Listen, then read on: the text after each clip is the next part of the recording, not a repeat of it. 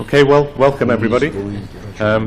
This is part 2 of SSP's Under the Radar seminar. So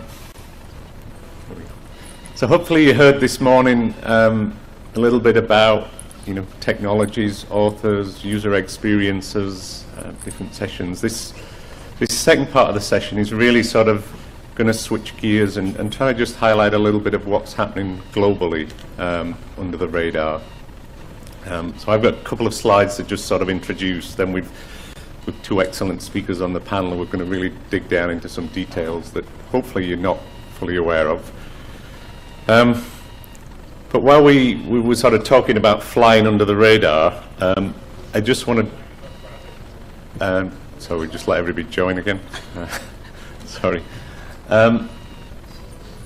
This is apparently how flying was in the 1960s in economy class.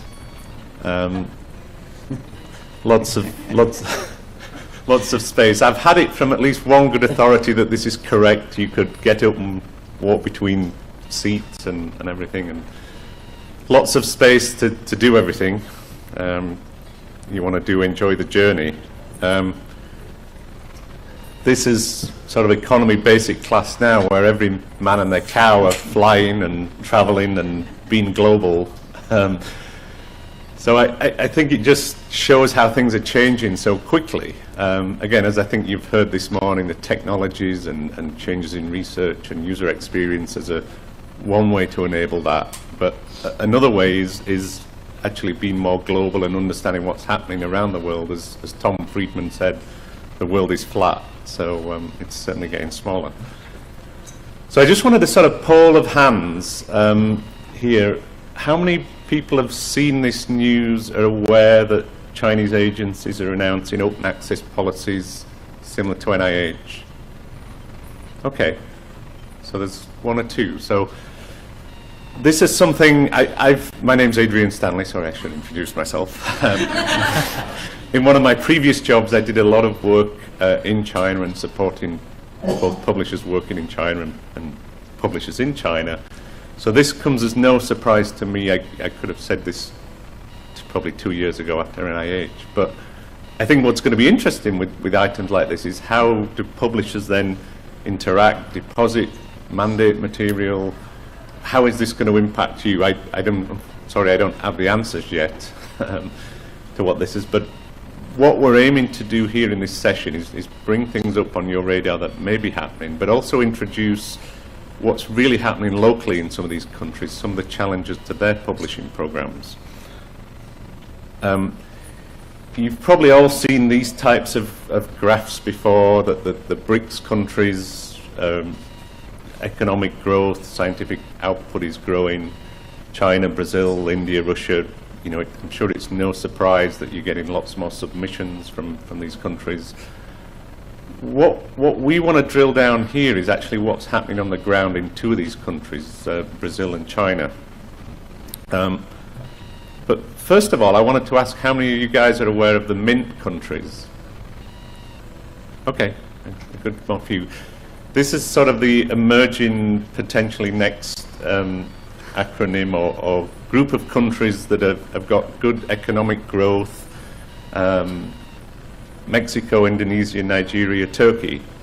That's not necessarily to say that they're going to be at the same level of the Chinas and Russias and Brazils, but potentially these could be countries under the radar where, again, excellent research is being done, there's excellent funding, there's revenues, money, subscriptions. So I'm just trying to put a few things on your radar that may not have been there.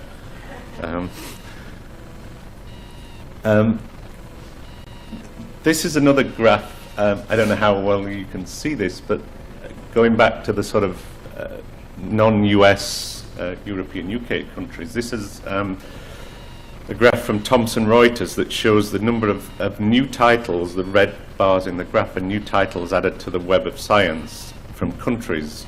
So again, you can see Spain, Brazil, Australia, Poland, Turkey, Italy, France, China. They're all adding new publications that they're producing locally into the Thomson Reuters Web of Science. So there's a number of different indicators that show this comes out of Thomson Reuters essays, where trends are going globally and how to sort of keep track of these trends.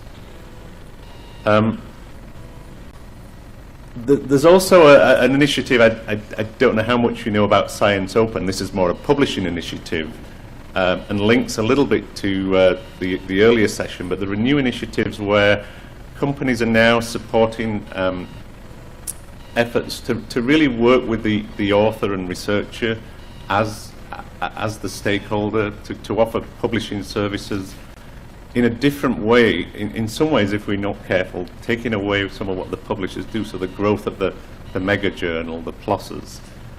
So I just put this here as something to watch. I just heard news this morning that the marketing director from PLOS is just moving to Science Open to sort of develop this new initiative where they have fees for authors of $800, and it's everything you can do to publish. But one interesting aspect of how Science Open is working is they're using the ORCID ID integrating to have peer reviewers and have different level of privileges depending on how many articles you've published in your ORCID ID.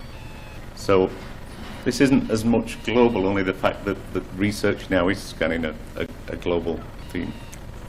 Anyway, without further ado, I'm going to move on and introduce our first presenter, which is Professor Yan Shui. He's a good friend of mine. Yan is the president of the Chinese Society of Chinese University Journals, and also a publisher at Tsinghua University Press. For those who don't know Tsinghua University Press, it's equivalent of a sort of Harvard, MIT, Oxford, one of the best universities in China. So I'm going to leave Yan here now to sort of take you and really let you know what's happening on the ground in China.